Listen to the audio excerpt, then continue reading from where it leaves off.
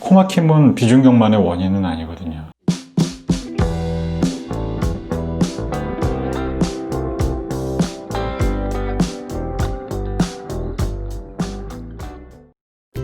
비중격, 그러니까 코의 가운데 부분 벽인 거죠. 그러니까 콧구멍을 양쪽으로 나르고 있는 벽을 얘기해요. 이제 그 부분은 앞쪽은 연골로 되어 있고 뒤쪽은 이제 뼈로 되어 있어요. 근데 이제 망곡증은 그게 이제 휘어 있다는 뜻이고, 휘어 있으면 이제 코 막힘이 생기는 거죠. 그러니까 약간 휘어 있는 것 자체가 큰 병은 사실은 아니에요. 그 구조적으로 어느 정도는 약간 휘어 있을 수밖에 없는 게 이제 비중격이긴 한데, 그 이제 과도하게 휘면 이제 병으로 보죠. 그 이제 비중격 망곡증이고, 그런 거는 이제 과도하게 힘으로 인해서 한쪽에 이제 공기 흐름이 나빠지니까 본인이 코가 막혀서 불편하기도 하고, 가끔은 비염 같은 거를 좀 더 축농증이나 이런 거를 좀 더 유발시킨다고 보는 경우가 있어요.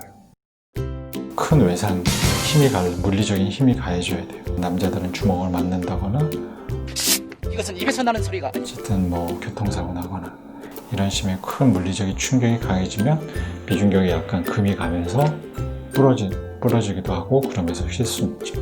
그렇지만 이제 태생적으로 얼굴뼈가 이제 비대칭이 있으면서 교합이 안 맞는 등 이런 것 때문에 생기는 사람도 가끔 종종 있죠. 그러면 안쪽이 휘어 있는 거잖아요. 이제 겉은 멀쩡한데 속만 휘어 있을 수 있는. 네, 충분히 바깥은 똑같은데 안쪽만 휘어 있을 수는 있어요. 그러니까 바깥 보기에는 하나도 안 휘어 보이는 코도 비중격이 휘어 있는 사람이 꽤 있죠. 그게 좀 더 어떨 때는 난해할 경우가 있어요.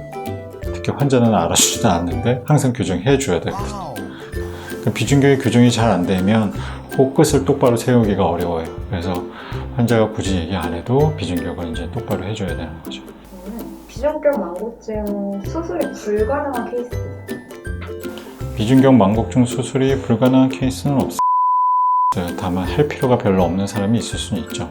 그러니까 휘어진 정도가 뭐 거의 정상 범위에 가깝다든가 뭐 이런 사람은 사실 뭐 의미가 없죠. 원래가 코가 막히진 않으니까. 많이 휘어 있는 거는 다 결정할 수는 있어요.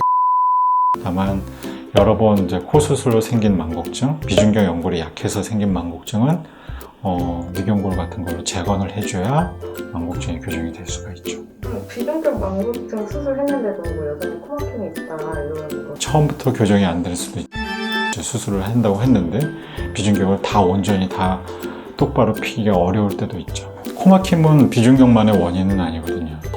비중격이 똑바로 돼 이제 코가 막힐 수 있는 거고, 코 막힘의 원인을 다 되게 이제 의사가 다 알 수는 없는데, 대부분 크게 봐서는 이제 가운데 축이 휜 망곡증, 그리고 옆에 벽 하배각계라는 게 이제 그게 너무 과도하게 발달해서 코가 막히는 거 두 가지로 보죠. 크게 봐서는.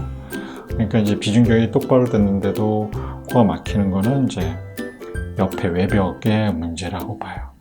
그런 경우는 이제 합의각계 축소를 하거나 뭐 그런 게 필요한 사람이 있고, 합의각계가 또 크지도 않은데도 기술적으로 이제 코 자체 모양이 좁게 생긴 서양 사람 같은, 태생적으로 코 안에 내부 공간이 좀 작은 사람, 이런 사람은 뭐 큰 방법이 없을 때도 있어요.